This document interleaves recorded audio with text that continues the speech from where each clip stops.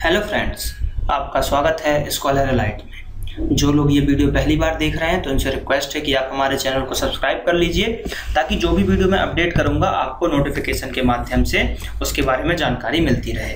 ठीक है, चलिए आज हम बात करेंगे एसएससी सीजीएल जी के जो क्विज मैंने स्टार्ट किया है। मोस्ट आईएमपी क्वेश्चन जो है आपके इसमें मैं कवर कर रहा हूं जिनकी एसएससी सीजीएल के प्री एग्जाम में आने की संभावनाएं हैं। मैं ब्रजेश सिंह आपको बताऊंगा कि चीज़ों को कैसे याद रखना है और एग्जाम में ज़्यादा कैसे आप नंबर ला सकते हैं। तो देखिए, सबसे पहले जो मैं ये वीडियो डाल रहा हूँ इनको आप पूरा देखिए। इसके अलावा अभी आपके पास 10 से 15 दिन का टाइम है, अभी एडमिट कार्ड आया नहीं है। मान लीजिए जिन बच्चों का पेपर 1 या 2 तारीख को होगा उनके पास कम टाइम रहेगा, लेकिन जिनका आगे और बढ़ता जाएगा तो उनके पास थोड़ा सा टाइम ज़्यादा रहेगा। तो आपको क्या करना है कि लूसेंट आपने देखी होगी, एक साइंस वाली लूसेंट आती है अलग से जनरल साइंस की, और एक जीके की तो आती है जनरल नॉलेज की। तो इनको आपको क्विक रिविजन मानना है। विविध आपको सबसे पहले निपटा देना है पूरा। उसके बाद आपको क्या करना है, स्टार्टिंग से थोड़ा थोड़ा आईएमपी जो आपने टिक करके रखे होंगे हाईलाइटेड चीज़ों को पढ़ना है और हमारे वीडियोस आपको देखना है। तो इनको आप कर लीजिए तो आप जरूर अच्छा स्कोर कर पाएंगे एसएससी में, क्योंकि 25 क्वेश्चंस आने हैं आपको। उसमें से अगर आपने 20 सही कर लिए तो आप 40 स्कोर कर लोगे, जो कि बहुत ही अच्छा एक स्कोर माना जाएगा आपका जीके में। ठीक है, तो चलिए स्टार्ट करते हैं आज का सेशन। एक वीडियो ऑलरेडी अपलोड हो चुका है, वो आपने कल देख लिया होगा। उम्मीद है कि ये वीडियो भी आप देखेंगे और आपको पसंद आएगा। चलिए बात करते हैं हम फर्स्ट क्वेश्चन की कि वयस्क जो माना होता है एक हमारा, उसका मस्तिष्क शरीर के भार का लगभग कितना प्रतिशत होता है। तो देखिए, वयस्क व्यक्ति जो होता है आपका, वयस्क व्यक्ति जो होता है उसका वजन अगर हम बात करें 25 से 30 ईयर का व्यक्ति जो है वयस्क कहलाता है, जवान कहलाता है। अगर उसकी बात करें तो 70 के आसपास जो है उसका वेट होना चाहिए हाइट के हिसाब से। अगर लगभग वो 5 फुट 9 इंच के आसपास अगर उसका वो है हाइट है तो इतना होना चाहिए 70 के आसपास। तो अब आपको पता होगा कि ह्यूमन बॉडी जो होता है उसका अगर मस्तिष्क की बात करें, माइंड की बात करें, उसका वजन कितना होता है तो वो लगभग 1400 ग्राम होता है, कहीं कहीं 1350 ग्राम मिलेगा। तो देखिए, ये होता है मैन का यानी कि मेल का, ठीक, कहीं 1400 मिलेगा, कहीं 1350 मिलेगा। अब क्या होता है, फीमेल का भी आता है। तो फीमेल का क्या होगा, जितना मैन का कंसीडर किया जाएगा उससे 50 ग्राम कम, यानी कि अगर 1400 आप ले रहे हो तो 1350 फीमेल हो जाएगा, और 1350 ले रहे हो तो 1300 हो जाएगा आपका फीमेल का।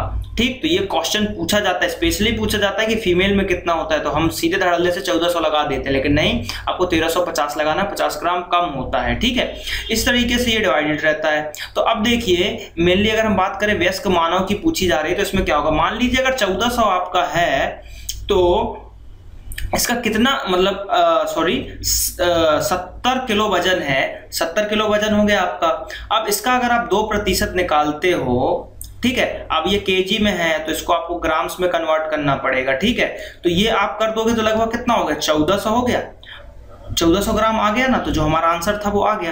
तो इससे क्या निकला कि लगभग 2% के आसपास जो है होता है। तो इसका आंसर क्या हो जाएगा, 2%। देखते हैं इसका आंसर। जी हाँ, इसका आंसर है 2%। चलिए बात करते हैं हम अगले क्वेश्चन की कि अंडमान सागर स्थित है, यानी कि जो अंडमान सागर है आपका, जैसे इंडिया का अगर हम मैप देखें तो किस इस टाइप का है, तो अंडमान निकोबार द्वीप समूह जो है यहाँ पे, तो अंडमान सागर भी जो होगा यही कहीं आस में होगा इतने, और इतने आस में हमारे इंडिया में क्या है, बे ऑफ बंगाल है। इसका आंसर क्या जाना चाहिए, बे ऑफ। आपको देखिए मैप से रीडिंग करना थोड़ा सीखना पड़ेगा, आपको मैप याद होना चाहिए कि कहाँ पे चीजें क्या है। ठीक है, मैप थोड़ी सी रीडिंग आप एटलस वगैरह को देखते रहिए, थोड़ा मैप रीड करते रहिए तो ये सब चीजें आपको समझ में आने लगेगा। तो इसका आंसर हो जाएगा बे ऑफ बंगाल। जी हाँ, आंसर है बी, बंगाल की खाड़ी। बात करते हैं हम अगले क्वेश्चन की यहाँ पर। तो यहाँ पे क्वेश्चन क्या बोला जा रहा है कि इनको मिलान करना है। देखिए, विक्रम संवत ये आपका था, विक्रम संवत की अगर हम बात करते हैं तो ये था आपका थर्ड वाला, क्या 57 में। एरा यानी कि शक संवत जो आया था ये 78 में आया था। ये 2 संवत बहुत ज्यादा फेमस है, ये पूछे जाते हैं। उसके बाद कलचुरी वंश की बात करें, कलचुरी काल की बात करें तो ये कलचुरी काल जो था आपका था 248 में। अब आपका बच गया क्या, एक गुप्त काल। तो गुप्त काल जो आया था आपका 320 AD के आसपास आया था। तो ऐसा आप देखिए इसमें ऑप्शन कौन सा मिल रहा है आपको। अगर हम बात करें फर्स्ट का ए तो ये तो आपका पहले ही रॉन्ग हो गया। सेकंड की बात करें ए का 3 बी का 4, सी का 1 और डी का 2। आई थिंक ये राइट होना चाहिए, चेक कर लेते हैं। जी हाँ, इसका आंसर है बी वाला। ठीक, तो इस तरीके से अगर आपने हिस्ट्री को पढ़ी होगी तो उसमें मैंने आपको ये सब समझाया है, विक्रम संवत समझाया, शक संवत भी बताया, गुप्त काल को पूरा मैंने एक वीडियो ही गुप्त काल के ऊपर बना हुआ है। तो इन सब चीजों को आपको डिटेल में थोड़ा सा पढ़ना पड़ेगा। आप चैनल में जाइए, हिस्ट्री की प्लेलिस्ट देखिए, लगभग 24 to 25 वीडियोस डले हुए हैं हिस्ट्री के डिटेल्ड पार्ट के। आप उनको देखिए ताकि ये सब जो कॉन्सेप्ट है आपके क्लियर हो जाए। लेकिन अभी अगर आपके पास उतना टाइम नहीं है तो सिर्फ आप आंसर्स को थोड़ा सा याद कर लीजिए और लूसेंट वगैरह को जब भी टाइम मिले थोड़ा सा देखते रहिए। बाकी जो आपका स्ट्रॉन्ग सब्जेक्ट है, मान लीजिए मैथ्स, तो उसको भी थोड़ा सा टाइम दीजिए, क्लास नोट्स को डिस्कस कीजिए। देखिए अभी जो आपका ये समय है, ये समय नहीं है कि आप पूरा डिटेल कोचिंग में बैठ के 5-5 घंटे पढ़ें।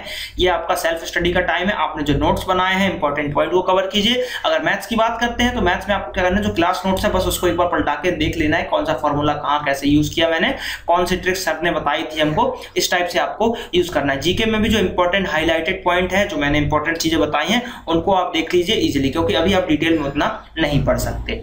चलिए बात करते हैं नेक्स्ट क्वेश्चन की। सेलिवेसिलस कलामी एक क्या है? देखिए ये एक बहुत ही इंपॉर्टेंट है, फैक्ट ऐसा है कि इसमें आपको नाम दिख रहा होगा कलामी, यानी कि ये है कलाम, APJ अब्दुल कलाम। ठीक, जो हमारे राष्ट्रपति थे, पूर्व राष्ट्रपति, जिनका निधन हो गया, बहुत ही दुखद घटना हुई थी। ठीक है, ये उनके नाम पे रखा गया है। अब देखिए ये क्या है, ये एक जीवाणु है, यानी एक बैक्टीरिया है जो कि नासा के द्वारा खोजा गया है। ठीक है, और ये अर्थ पे नहीं खोजा गया है, ये अर्थ में नहीं मिला है, यही इसकी खासियत है। और ये जो है कलाम जी के नाम पर इसको रखा गया है। ठीक, तो ये इसका है। कभी ये भी पूछ सकता है कि इसको किसने खोजा, तो इसको खोजा नासा ने। और ये कलामी भी पूछ सकता है किस लिए रखा गया, तो APJ अब्दुल कलाम के नाम पे ये रखा गया। तो इसका आंसर देखते हैं। देखिए बैक्टीरिया इसका आंसर, और नासा ने इसको खोजा था। चलिए बात करते हैं हम अगले पॉइंट की। तो देखते हैं अगला क्वेश्चन यहाँ पे क्या बोला जा रहा है। ये क्वेश्चन बोला है निम्न में से कौन सा सुमेलित है। यहाँ पे है पूछा है, यानी कि इनमें से कौन सा सही है। तो अगर सही क्वेश्चन की बात करें तो यहाँ पे दिया है डू और डाई जवाहरलाल नेहरू ने, ये करो या मरो नहीं, इनने नहीं दिया था। ठीक है, उसके बाद दिल्ली चलो का नारा भी जो है ये भी महात्मा गांधी का नहीं था। जय जवान जय किसान का नारा जो था ये लाल बहादुर शास्त्री ने एकदम सही कहा है। और स्वामी दयानंद सरस्वती जी ने स्वराज मेरा जन्मसिद्ध अधिकार नहीं कहा है, ये विवेकानंद जी का था आपका नारा। और स्वामी दयानंद जी का था वेदों की ओर लौटो, जो सबसे ज्यादा पूछा जाता है, वेदों की ओर लौटो, जो कि सबसे ज्यादा क्वेश्चन अभी तक इसमें पूछा जाता है कि स्वामी दयानंद सरस्वती ने मतलब क्या कहा था, तो वेदों की ओर लौटो कहा था।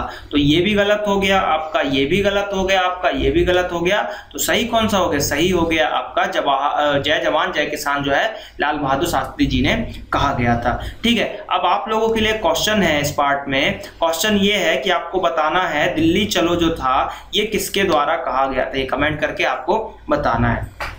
यहाँ पे देखिए थोड़ी सी गड़बड़ी है, ये एडिटिंग में थोड़ी सी मिस्टेक हुई है। जो इसका आंसर दिया जा रहा है स्वराज मेरा जन्मसिद्ध अधिकार है, ये आंसर गलत है। आंसर है आपका सी वाला, तो थोड़ा सा ये मिस्टेक है, आप इसको ध्यान रखिएगा। आंसर है सी, जय जवान जय किसान लाल बहादुर शास्त्री जी का सही जवाब है। बात करते हैं अगले क्वेश्चन की। यहाँ पर एक सामान्य व्यक्ति में 100 मिलीलीटर रक्त में रक्त कोलेस्ट्रॉल का स्तर क्या होता है। तो देखिए अगर बात करते हैं कोलेस्ट्रॉल की, तो जो कि एक अगर कोलेस्ट्रॉल बढ़ जाता है आपके शरीर में तो दिक्कत हो जाएगी आपको। क्या होगा, शरीर में जैसे कोलेस्ट्रॉल बढ़ता जाता है तो जो नस होती है उसमें यहाँ पर जो है परत जमती जाती है, जो कि आपके नस को मोटा करेगा और एक समय आएगा ये नली को चोक कर देगा, तो ब्लड का फ्लो नहीं होगा। और इसी कारण से जो है हार्ट अटैक सबसे ज्यादा आजकल आ रहा है। तो अगर बात करें तो कितना होता है स्तर की बात करें तो इसका हो जाएगा 150 से 200 मिलीग्राम के आसपास जो इसका स्तर होता है, यानी कि option number is the right answer. चलिए बात करते हैं हम अगले क्वेश्चन की। यहाँ पर सौर मंडल का सबसे गर्म ग्रह कौन सा है। सौर मंडल का सबसे गर्म ग्रह कौन सा है। तो अगर हम बात करते हैं बुध की तो ये सबसे नजदीक है। देखिए ये सन है, यहाँ पे होता है बुध, यहाँ पे होता है शुक्र। ठीक है, बुध शुक्र पृथ्वी मंगल, ठीक है, बृहस्पति शनि, और इस टाइप से यहाँ पे पूरे ग्रह होते हैं। तो ये सबसे पास है, तो इसका मतलब ये नहीं कि ये सबसे गर्म होगा, लेकिन ये सबसे नजदीक है। ठीक है, ये सूर्य की परिक्रमा जो है जल्दी कर लेता है। उसके बाद बात करते हैं वीनस की, यानी कि शुक्र की। तो शुक्र ग्रह का फैक्ट सुन लीजिए। शुक्र ग्रह जो है ये गर्म है, सबसे गर्म है, सबसे चमकदार है, और यहाँ पे जो है CO2 का परसेंटेज की बात करें तो 98% तक CO2 है, जिस कारण से ये सबसे गर्म ग्रह होता है। CO2 गैस की अगर अधिकता हो जाएगी तो वहां पे गर्मी बढ़ेगी, और यहाँ पे 98% जो है CO2 है, जिसके कारण से ये गर्म हो जाता है। तो इसलिए इसका आंसर क्या हो जाएगा? शुक्र ग्रह। और पृथ्वी तो आपको पता है इस पे रहते हैं। मंगल का भी अभी बहुत चल रहा है, इसको लाल ग्रह भी बोला जाता है। मंगल को क्या बोला जाता है? लाल ग्रह इसको बोला जाता है। चलिए बात करते हैं, हम इसका आंसर देखते हैं। तो इसका आंसर है शुक्र ग्रह। चलिए बात करते हैं हम अगले क्वेश्चन की। यहाँ पर किस परिघटना ने प्रकाश को अनुपस्थित रंग के रूप में स्थापित किया है? यानी कि ऐसी कौन सा फिनोमिनन हो गया है कि जिसने इसको जो है नेचुरल लाइट को ट्रांसवर्स कर दिया। तो इसको जो बोला जाता है पोलराइजेशन बोला जाता है। पोलराइजेशन इसको बोला जाता है। देखिए, किसी भी एक क्वेश्चन आता है कि किसी भी वस्तु ऑब्जेक्ट को आप देख पा रहे हो, तो क्यों देख पा रहे हो? वो हम देख पाते हैं परावर्तन के कारण। ठीक है, वो हम परावर्तन के कारण उसको देख पाते हैं। और एक और क्वेश्चन आता है लाइट से कि कोई वस्तु अगर आपको, जैसे ये लाल दिख रहा है, तो ये लाल क्यों दिख रहा है, ये क्वेश्चन पूछा जाता है। तो ये क्या करता है कि लाल वस्तु को जो है ना, इसमें से ये सूर्य के प्रकाश में से लाल को रिफ्लेक्ट करता है, इसलिए जो है ये लाल दिखता है। अब लेकिन एक क्वेश्चन आता है कि कोई वस्तु ब्लैक क्यों दिखती है? ये ब्लैक जब दिखती है, जब ये व्हाइट क्यों दिखती है, सफेद क्यों दिखती है? तो ये सफेद को परावर्तित नहीं करती है, पूरे को जो है अवशोषित कर लेती है। इस टाइप से जो है फैक्ट है। कोई भी वस्तु अगर पीली दिख रही है तो पीली लाइट को वो रिफ्लेक्ट करेगी, आपको परावर्तित करेगी, जिस कारण से वो आपको दिखाई दे रहा है। तो ये थोड़े से कुछ लाइट के रूल्स हैं जो क्वेश्चन आते हैं, लेकिन यहाँ पे जो आंसर है, यहाँ पे आंसर है पोलराइजेशन, यानी कि ध्रुवण। बात करते हैं अगले क्वेश्चन की। यहाँ पर अगला क्वेश्चन है, शरीर के तापमान को नियंत्रित कौन करता है? तो शरीर के तापमान को नियंत्रित करने वाली ग्रंथि के नाम पूछी जा रही है। तो देखो, पिट्यूटरी ग्रंथि है, ये नहीं करता शरीर के तापमान को। तापमान देखिए, तापमान कब, देखिए इसका ट्रिक है कि तापमान कब बढ़ेगा आपके शरीर का? जब हाइपर हो जाओगे आप। ठीक है, हाइपर हो गए, आपको टेंशन होगी, यानी कि हाइपो होने लगोगे। ठीक, हाइपो हो गए तो आपका तापमान शरीर का ऑटोमेटिक बढ़ जाएगा। तो इसमें देखिए हाइपो कहीं दिख रहा होगा, ये देखिए हाइपो है। तो हाइपोथैलेमस जो है ये आपके शरीर का टेम्परेचर को वो करता है, नियंत्रित करता है। अब एक क्वेश्चन और आया हुआ है एग्जाम में, एक बार एक स्टूडेंट ने पूछा था मुझसे कि सर ये बताइए कि हम जब भी मतलब कुछ काम करते हैं, गर्मी लगती है, तो हमारे जो बॉडी है, ह्यूमन बॉडी है, उसमें पसीना क्यों आता है हमको? अब पसीना क्यों आता है, ये क्वेश्चन आया हुआ था लॉजिकल रीजनिंग में, या जो भी रीजनिंग या जीके किसी भी सब्जेक्ट में क्वेश्चन आया हुआ था कि पसीना क्यों आता है। अब बताइए, ऑप्शन था कि शरीर में पानी की मात्रा बढ़ गई है, और इसी टाइप से कुछ कुछ ऑप्शन थे।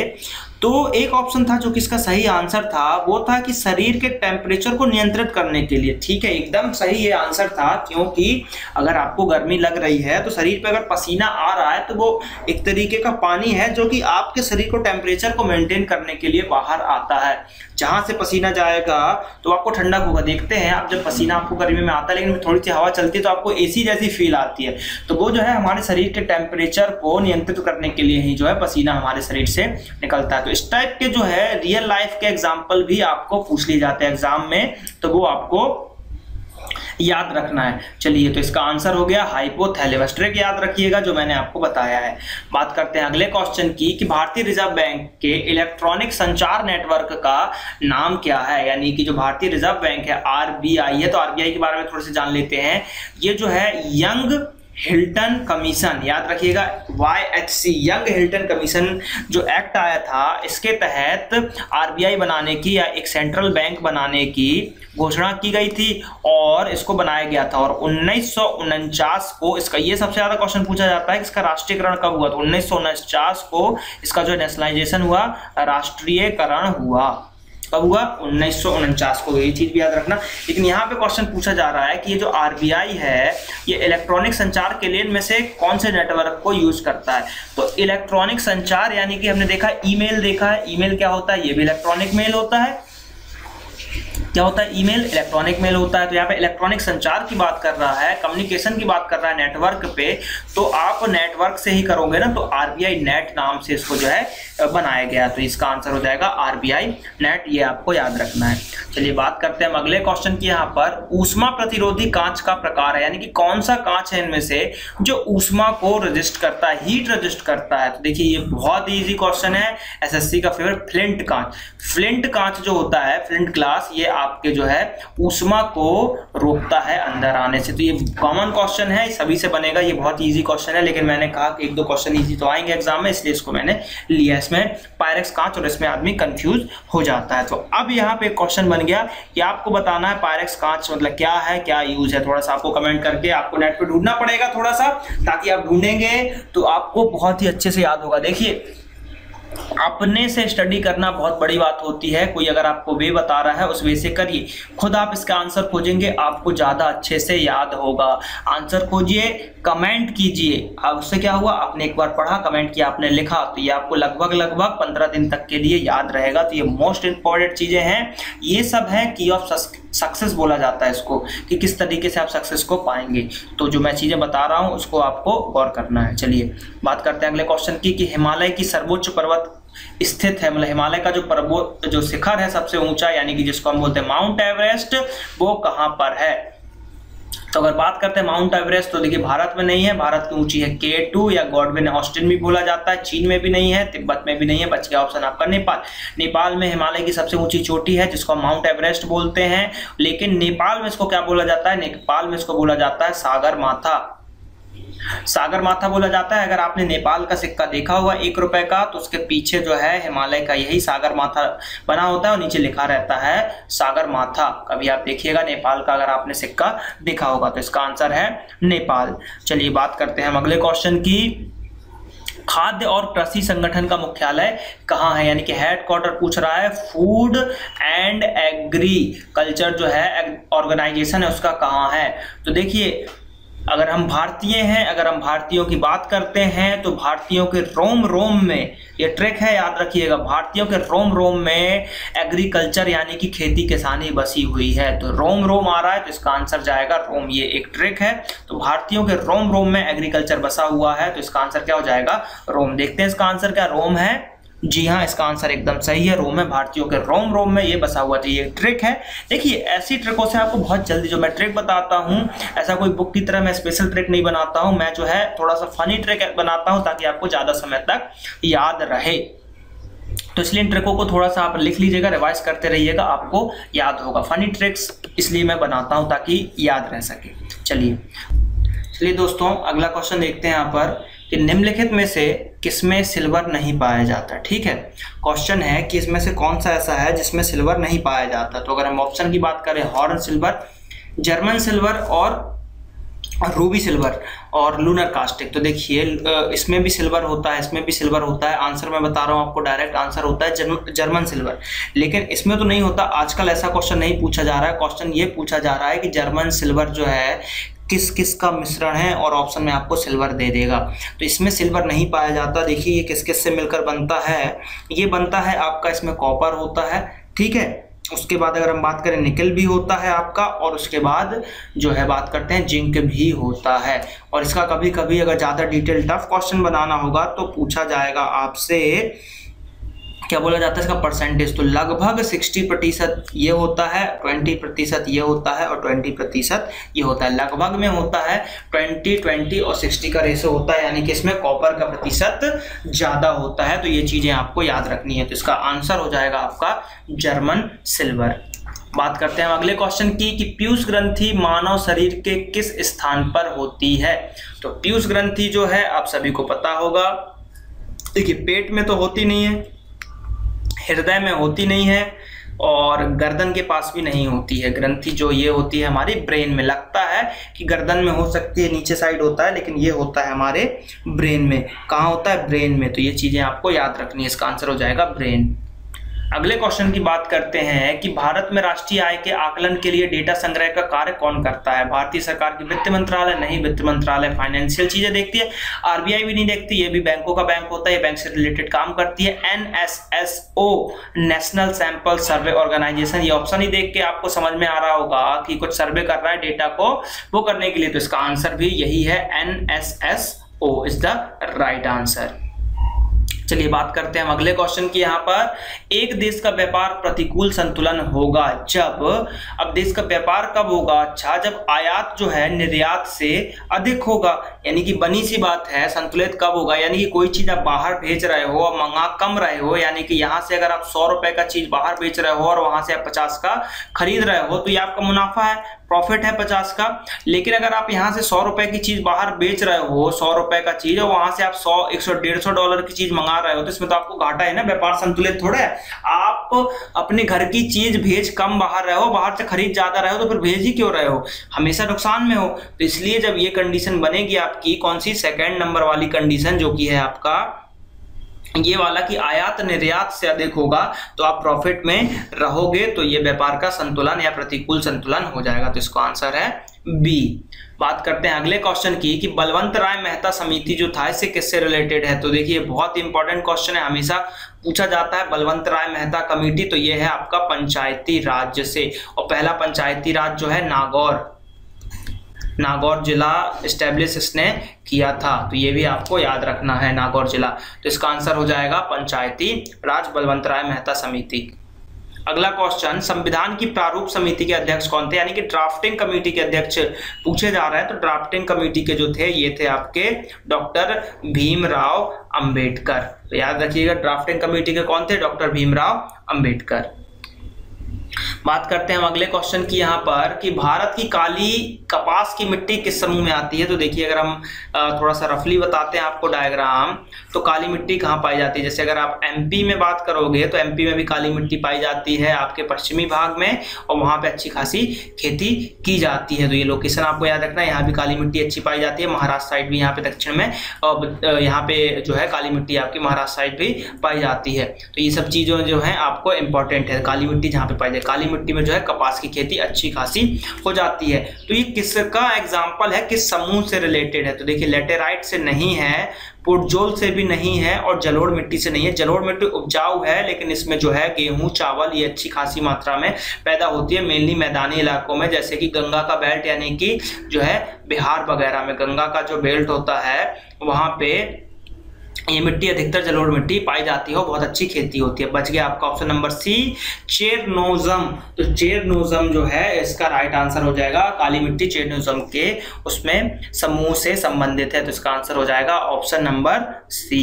बात करते हैं हम अगले क्वेश्चन की यहाँ पर कि डीटीपी का पूरा नाम क्या है। तो डीटीपी का पूरा नाम की अगर हम बात करते हैं तो ये कंप्यूटर का एक क्वेश्चन है, इसका आंसर होता है डेस्कटॉप पब्लिशिंग। क्या होता है, desktop publishing, not daily text printing, not desktop printing, और डेली टेक्स्ट पब्लिशिंग भी नहीं होता, इसका होता है डेस्कटॉप पब्लिशिंग, यानी कि आंसर हो जाएगा ऑप्शन नंबर बी। बहुत ही इजी क्वेश्चन, एक दो कंप्यूटर के क्वेश्चन भी आपके पूछे जाएंगे सीजीएल में।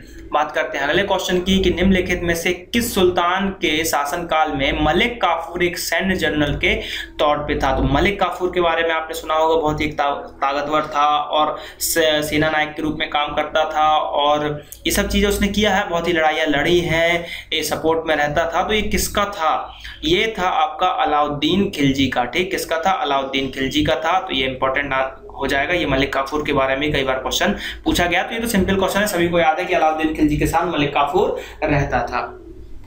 बात करते हैं अगले क्वेश्चन की कि सत्यार्थी प्रकाश की रचना किसने की। तो सत्यार्थी प्रकाश की जो रचना की है वो की है स्वामी, किसने की है, देखिए ऑप्शन है राजा राम मोहन राय, ईश्वर चंद्र विद्यासागर, स्वामी विवेकानंद और स्वामी दयानंद सरस्वती। तो सत्यार्थी प्रकाश की जो की है, तो जिसके ऊपर सरस्वती जी की कृपा होगी, इसकी ट्रिक है, जिसके ऊपर सरस्वती जी की कृपा होगी वो हमेशा सत्य की प्रकाश से हमेशा चमकता रहेगा। तो सत्यार्थी प्रकाश की रचना कौन करेगा, सरस्वती जी की कृपा किस पे है, स्वामी दयानंद सरस्वती, दया के सागर हैं और दया जो है उनके ऊपर सरस्वती जी की कृपा भी है। तो इसका आंसर हो जाएगा डी, स्वामी दयानंद सरस्वती। ठीक है, तो इस अब ब्रह्म समाज एक क्वेश्चन पूछा जाता है, ब्रह्म समाज की रचना किसने की। तो ब्रह्म समाज की रचना की है आपके राजा राम मोहन राय ने। तो इस टाइप से जो है चीजें आपको याद रखना है। चलिए बात करते हैं हम अगले क्वेश्चन की। यहाँ पे अगला क्वेश्चन है मूलभूत कर्तव्यों को भारतीय संविधान में कब जोड़ा गया, यानी कि जो फंडामेंटल ड्यूटीज हैं ये संविधान के समय हमारे उसमें नहीं आया था, ये आया है आपका 1976 में। कब आया, 1976 में आया है। और ये कौन सा अमेंडमेंट है, 42वां संविधान संशोधन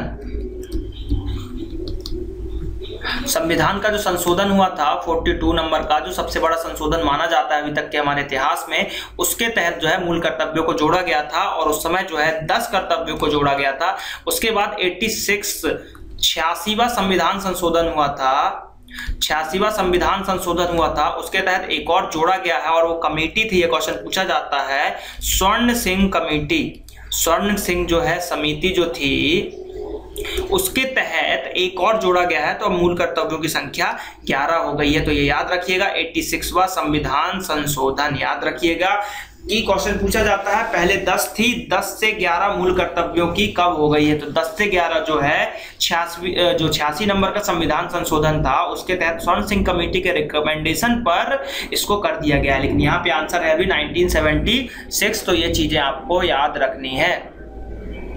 बात करते हैं अगले क्वेश्चन की कि निम्नलिखित में से कौन सा एक वैकल्पिक धन का उदाहरण है। वैकल्पिक धन की अगर हम बात करते हैं कि एक आपका अल्टरनेटिव मनी के रूप में भी काम करता है, तो करेंसी नोट तो वैकल्पिक नहीं है, ये तो डायरेक्ट आपके मनी में आ जाता है। सिक्के भी नहीं है, ये डायरेक्ट मनी है। गोल्ड भी आपको डायरेक्ट मनी दिला सकता है। वैकल्पिक है आपका बॉन्ड, कोई आपके पास बॉन्ड हो, कुछ आपने बॉन्ड खरीद के रखे हो, मेनली बॉन्ड जो है सरकारी उसमें चलते हैं, जो बॉन्ड खरीद लिए जाते हैं, सिक्योरिटी पेपर्स होते हैं जो खरीद लिए जाते हैं, जो कि एक तरीके के आपके मनी का ही काम करते हैं। तो इनको बोला जाता है अल्टरनेटिव मनी के रूप में इनको जाना जाता है, बॉन्ड्स वगैरह को। तो इसका आंसर हो जाएगा बॉन्ड्स। ये बैंकिंग यानी कि इकोनॉमी का क्वेश्चन आपका हो जाएगा।